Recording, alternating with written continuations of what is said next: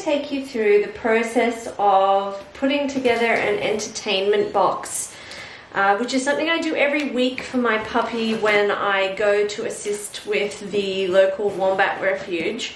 And what I put together for him each week varies hugely depending on what boxes I have and what snacks I have.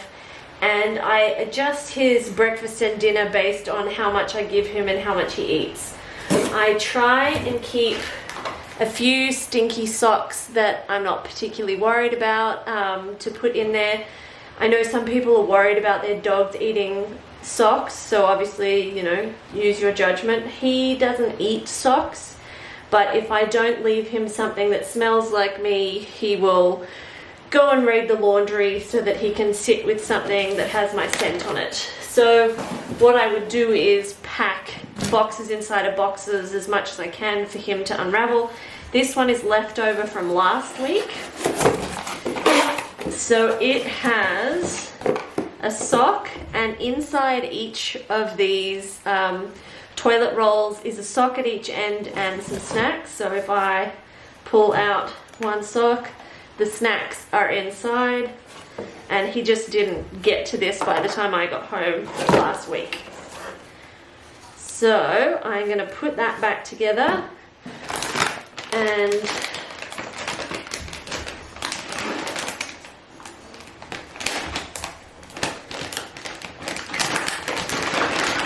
this week I'll add a pig's ear into that box.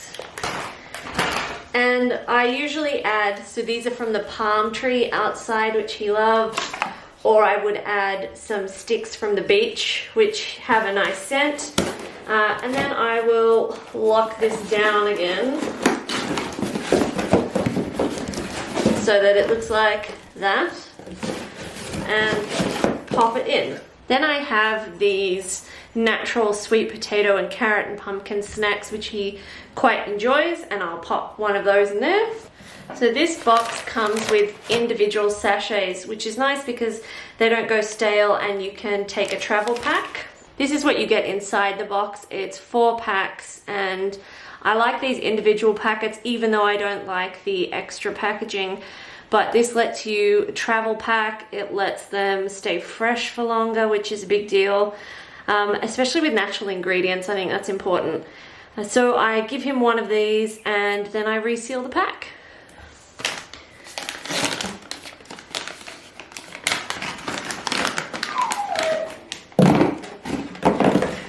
And it doesn't have to, it doesn't have to all be snacks. You can use a bit of kibble.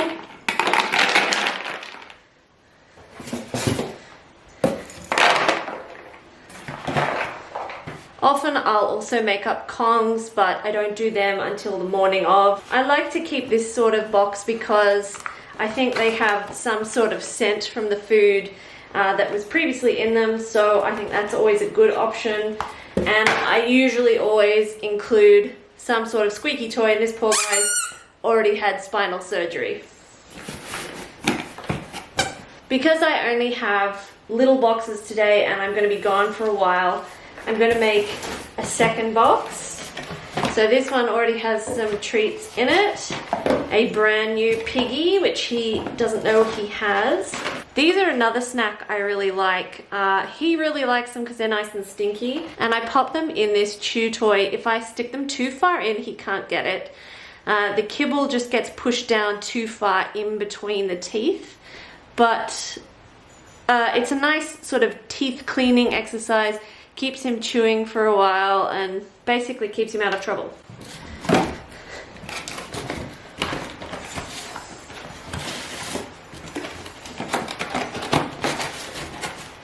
So that's one box done. Sometimes I also use tissue boxes and I take off the plastic.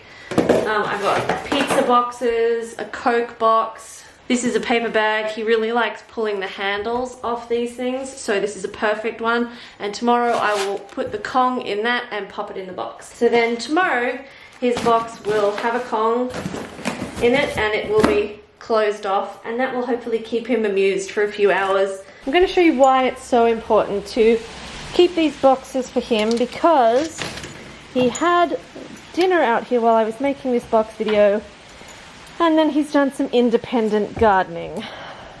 He also has a lot of other toys like this Kong wobbler and this other Kong device that I can sometimes load with kibble and he will play with. But I try not to do them all at once, and this will be the first time he's had 2 boxes. Usually he has one larger box, but he's pretty interested and it does keep him out of trouble. And speaking of trouble, I've got to go clean up the latest puppy creation. You only had to be outside for as long as you had dinner, and this is what you did. You've been locked out of the house for 5 minutes. Rafa, what are you doing, mate? Get it together. There's a couple of things I forgot to add to our box because I was distracted by the great soil tantrum. So I've got my boxes back. I'm going to be sticking the Kongs in tomorrow, but I can also stick some little raw carrots in there. There are plenty of vegetables that dogs can have that are low calorie, low cost options. And the nice side of those is that it stops them from just eating puppy snacks. I also include a bottle because Rafa loves bottles. If your dog is like my previous dog and just chews the lid off, I wouldn't do this because unsupervised that could create a safety issue, but I know that Rafa just likes to chew the middle and make the noise, and that's about it. We've also got some sticks we collected just from our walk on the beach, which can go in. The other thing you can do is have a rag that's clean and just put a few little snacks in there and roll it up, and he can work on that tomorrow while I'm at the wombat refuge. Given that they're a smaller box, I've given him quite a bit because I need him to stay entertained for a few hours while I'm gone. So we'll see tomorrow how these go with Rafa when I get back from the wombats. I will leave these in the lounge room for Rafa while I go and do the wombats. I put the smaller one inside the Coke box just to make it a little bit harder for him and keep him amused for a little bit longer because he is still full of beans this morning. Wombats can have mange and mites and things like that, and so I try to keep the clothes that I wear to the wombats pretty consistent so that I can strip off before I enter the house and reduce the risk that I will transfer any of that sort of problem or bacteria or anything to Rafa. So I will get changed in the garage before I go back into the house, and then I'll have a shower pretty much as soon as I walk in the door. Today I'm likely to be at the wombats for a little while because it's rained overnight, it's rained this morning, and it'll probably rain again later, and that means that they will have used their burrows as toilets. So I will be doing a lot of cleaning this morning, and yeah, hopefully I can get it done quickly because otherwise Rafa's going to be alone for about 5 or 6 hours by the time I've picked up a package in Nowra and done a couple of other things. And I've also got to get to the mechanic at some point today. But yeah, that's why I leave Rafa with a bunch of boxes and snacks and chewy toys and other toys, because he's got so many beans when he wakes up in the morning, so many beans.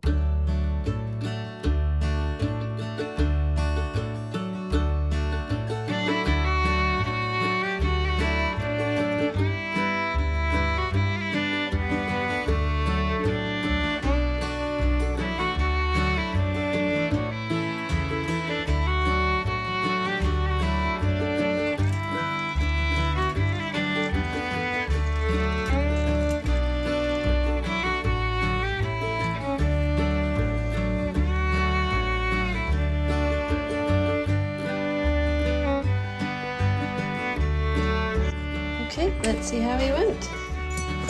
Hello, my darling. Hello. How did you go with your boxes? Hello. Oh, good job. Looks like you've had fun. This is the only downside of Rafa having boxes, is he doesn't do a full vacuum cleanup with his food. But it looks like you've had fun, sweetheart. So we still have a squeaker, a sock and a stick in one box. Hello, Poppet. What have we got in the other one? Nothing, you got it all out. Yeah? So that's pretty good. He hasn't destroyed the house in any way, shape or form, and he still has some treaties to work on, hey buddy? Not just carrot that Rafa doesn't pick up. He likes to play with the kibble toys and never picks up all the kibble. So he's still got food in his Kong, still got food in the other Kong, and still got food in this Kong. So he hasn't actually eaten everything that I've given him. He's just been a good boy and had some fun. I hope you've enjoyed this video and that it gives you some ideas for things that you can create at home to keep your puppy out of mischief. If you have enjoyed it, don't forget to like this video and to subscribe to this channel.